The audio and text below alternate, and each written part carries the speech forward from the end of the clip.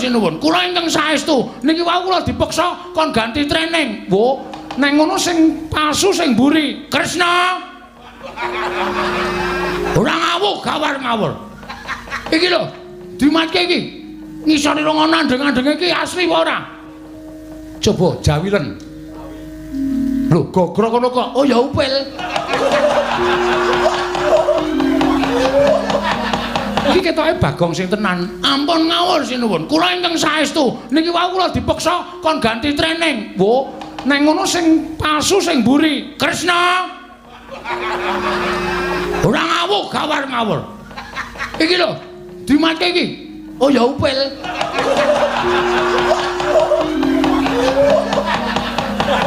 Yo. Tak dombe. Moh.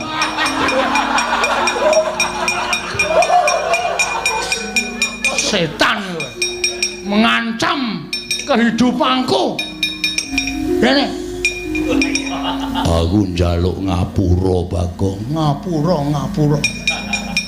Rene. Iya. Tak dombe. Moh.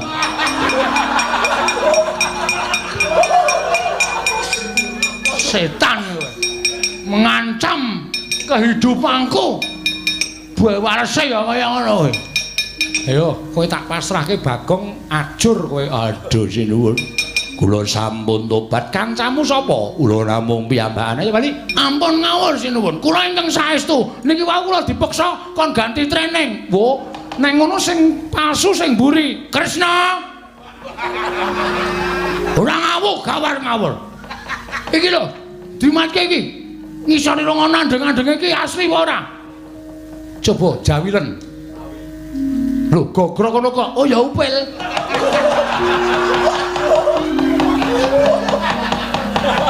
Ngandeng-andeng kok gogrok. Kowe iki nglucumu ngalahke aku. Aku lagi arep muni ngono malah to disiki. Kakang Semar, Kakang Badranaya. Wah.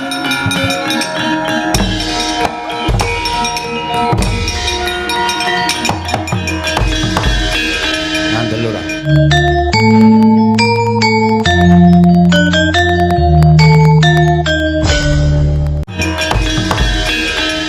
ora. Kula wis iso nitik. Titikane piye Kakang sing wantun males ngampleng niku mung anak kula Bagong sing tenang. Nek liyane sing ora iso. Lah iki ketok sik ngarep niki ndara sing ora sak tenane idone mati kowe. Wah! Ayo. Wah! Iki sapa? Ana pendhita kok turut dalan mangan. Kowe lah mesa konangan wis tak tutupi kendang jaipong e mesa konangan.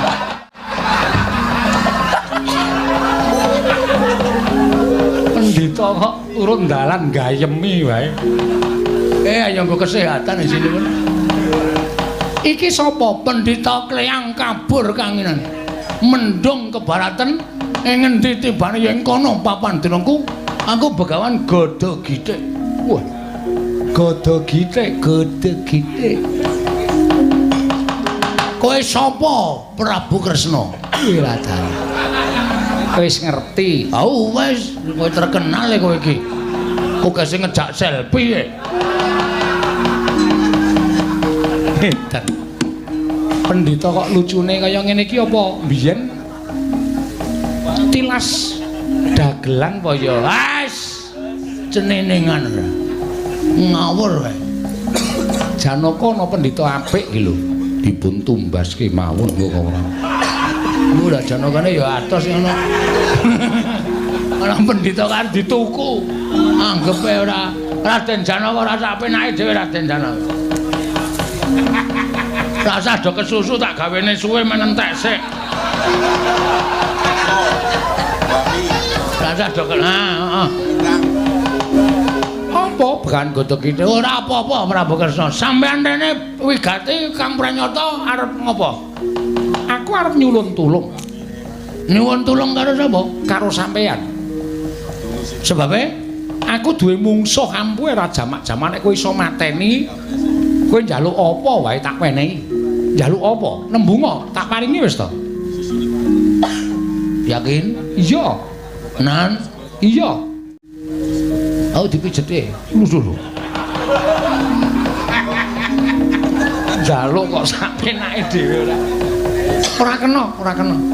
Kowe njaluk brana picis, njaluk apa tak paringi. Aku ora njaluk apa-apa. Aku nglakoni tapa ngrame. Kowe ngerti dhewe to, aku nggo sempritan. Gawa tuwet-tuwet iki supaya ning dalan ketok rame banget aku nglakoni tapa ngrame. Wis piye? Kersane piye? Ana Bagong ngewat. Dewi Banowati, Bagong sing nang Ngastina kae paten ana. Bagong nang Ngastina ene to? Ana. Setan alas temenanan.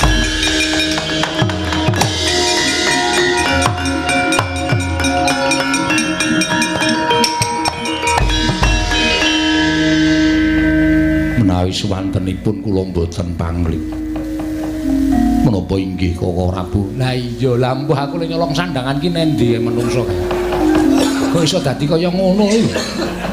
Lah wong pendhita kok jarike ana tulisane 30 kg barang.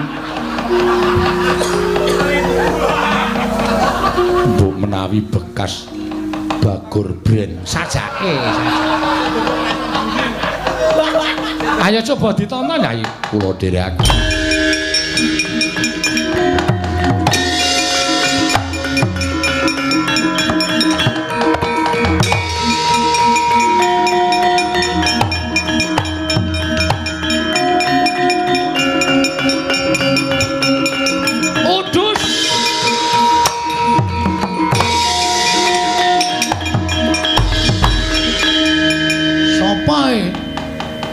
Rasa sopa sapa iki menungsane sing ngisroh uripku. Lho kok iso jebles kaya ngono to? Asemi aku ya duwe treneng abang kaya ngono. Ya ming pas teles aku iki kok diagem kok. Wah, jan penyakit. Aja ngawur gawar-ngawur. Kowe sing penyakit. Dian suarane ya padha. Kowe Bagong endi kowe? Lho, aku Bagong tenan. Ora ngapusi, aku ora ngapusi. Aku Bagong ora tau ngapusi. Pelok terane. Bondo tanganmu krincong sikilmu, lempoh kowe. Maksude piye? Lho. Kok ora mandi ya? Lho. Bisu kowe. Beh. Modar ora, kapamu kapan? Ora modar. Wah, padha ae guyune, padha wae. Kowe mungsa aku ngemrano sastra jendramu, watek naji jaya kaya tumpang sok. Gomo watek naji.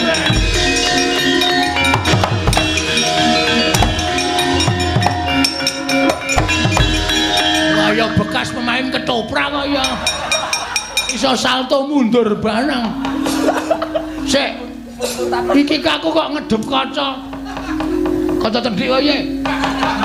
Ora ngawur kowe sak karepe dhewe ora. Iki Bagong iki Bagong. Rumangsamu sak penake dhewe. Iki sing Bagong.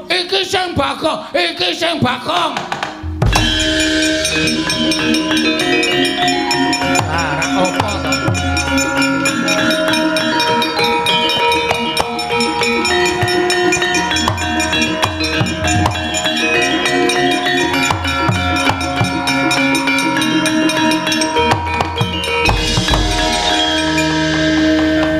Lara apa to? Bagong? Nun. Wih, loro kabeh jan apa? Muni nun kabeh. Wonten dawuh sinuwun. Lho. Suarane wae padha. Ponokawan Bagong. Nun. Koko Prabu. Sampun dipun pejahi mangke menawi gara-gara Bagongipun kalih malah sae. Aneh ya. Kowe iki mungsuh kowe. Kok tak iya ora. Piye ngene iki lar ngrampungi piye coba? Lah kowe iki iso ora mateni mungsuhmu Bagong? Mboten. Sing nganggo training ae sing nyolong Banowati. Sing iki ketoke Bagong sing tenan. Ampun ngawur sinuwun. Kula ingkang saestu. Niki wau kula dipeksa kon ganti training. Wo, nek ngono sing palsu sing mburi. Kresna. Ora ngawur, gawar ngawur. Iki lho, dimatke iki. Ngisore rong andeng-andeng iki asli apa ora? Coba jawilen. Lho, gogrok ngono kok. Oh ya upil.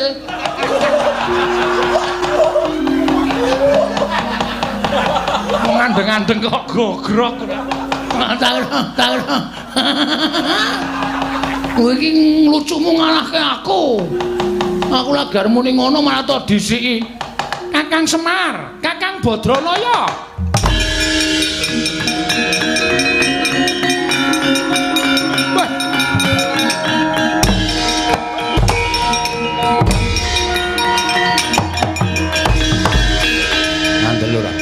Kula wis iso nitik.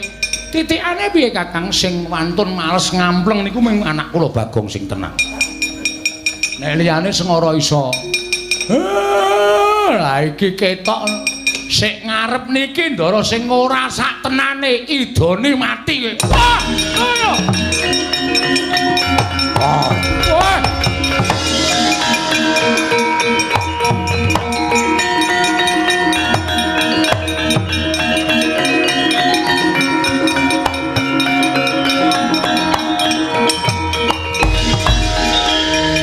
Ramaya inggih sinuwun.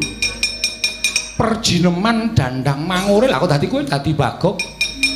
Inggih supados Panakawan sak mangke kelepatan menawi kelepatan tumrap negari Ngastina. Panakawan baritipun jangka pejahipun dening Kurawa. Menawi Panakawan sampun pejah dados panganing baju barat. Lah rak apa to?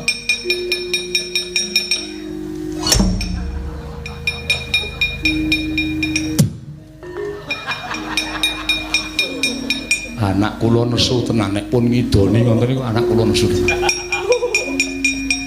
Rene. Aku njaluk ngapura Bagong, ngapura. Rene. Iya.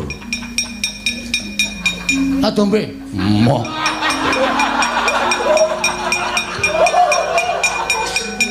Setan kowe. Mengancam kehidupanku. Buah warese ya kaya ngono kowe. Ayo, kowe tak pasrahke Bagong, ajur kowe. Aduh sinuwun. Kula sampun tobat. Kancamu sapa? Kula namung piyambakane. Ayo bali. Bali. Kula dipun utus Iwang Pandya Betari Durga. Omong nek ora kelakon penjakane bali. Aja ganggu gawe katentreman ning mapan kene, ganggu gawe celana. Tak pasrahke Bagong, mati kewirangan kowe. Aduh. Bagong, aku njaluk ngapura Bagong. 200. Yo, ora bakal wegah nyotampanana. Matur nuwun. Iki 200 iki dienggo pembayaran lek kowe mirang-mirangke aku. Iya. Mengerti ra? Aku arep mati dipateni Ndara Janaka. 600. Waduh. Nyawa e? Iya, nyawa. Wis aku tak bali. Wis ngono minggat ombak gajuli kowe. Iya, Bagong. Wah.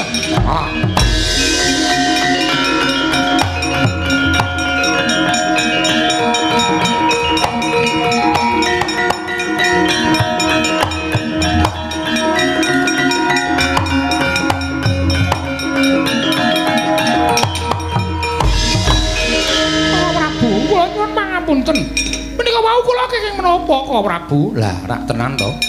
Merga daya kemandene Bagong sing kedadian saka perjineman mau, wekasan iso dadi malik paningaling Nyai Ratu Banowati. Panjenengan boten kenging menapa-menapa. Sakmenika kondur wonten negari Ngastina, sowan kersanipun ingkang Raka, lelados sak tataning garwa, lelados dhateng piyantun kakung. Ngestaken dawuh, sampun damel gelo. Ngestaken dawuh kok Prabu. Nyawa e? Iya, nyawa. Wis aku tak bali. Wis ngono minggat ombak gajuli kowe. Iya, Bagong. Wah.